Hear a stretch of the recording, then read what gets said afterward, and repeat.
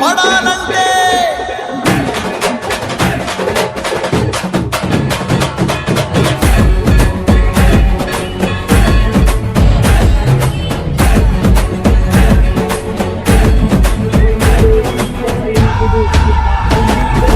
అప్పుల నుంచి పన్నుల నుంచి గతుకుల దారుల నుంచి బయటపడాలంటే కల్తీ నుంచి కుట్రల నుంచి కబ్జా కోరల నుంచి బయటపడాలంటే జరుగుతున్న గూండాగిరి నుంచి పెరుగుతున్న సరుకుల ధర నుంచి బిగుసుకున్న నరకపు చెర నుంచి ప్రలోభాల ఎర నుంచి అభివృద్ధి సంక్షేమం పైన చర్చించడానికి నేను సిద్ధం, నువ్వు సిద్ధమా అని అడుగుతున్నా.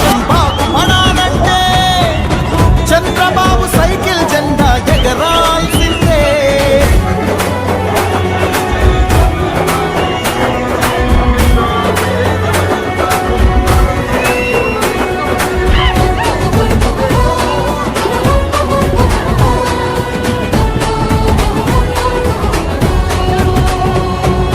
రాజధాని లేదు, రాష్ట్రాభివృద్ధి లేదు, బ్రతుకు తెరుగు లేదు, నేతకు నీతి అసలు లేదు, యువతకు ఉద్యోగం లేదు, ప్రజలకు ప్రశాంతతే లేదు, మాటకు స్వేచ్ఛ లేదు, మనిషికి రక్షణంటూ లేదు.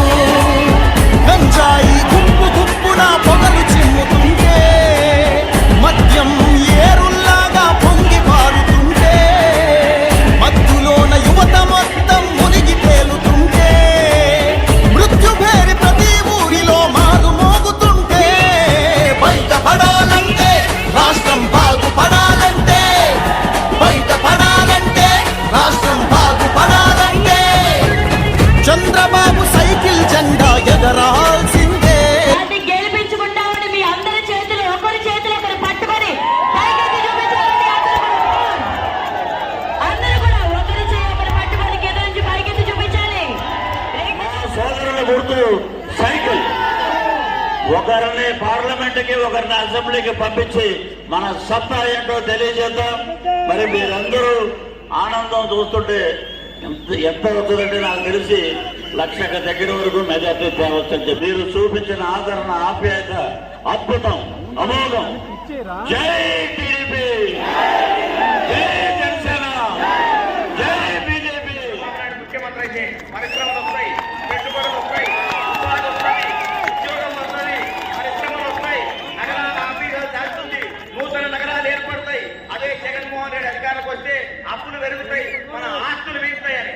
అందుకనే స్వెటర్ వేసుకుంటే చలికాలం, ఏసీ వేసుకుంటే ఎండాకాలం, గొడుగు పట్టుకుంటే వర్షాకాలం, ఆ వైకాపా జెండా ఎవరైనా పట్టుకుంటే వానికి పోయే కాలం.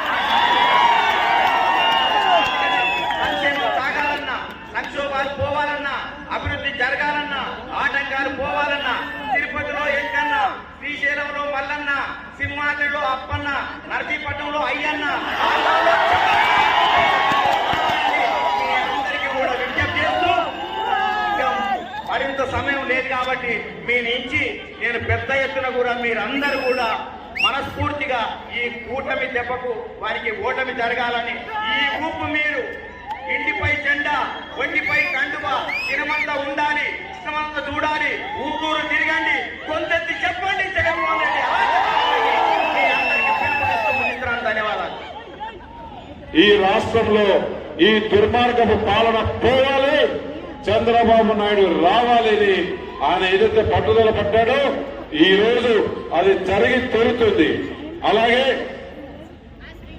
నేను ఇక్కడికి వచ్చింది నరేంద్ర మోడీ గారి ప్రతినిధిగా మీ ముందుకు వచ్చా.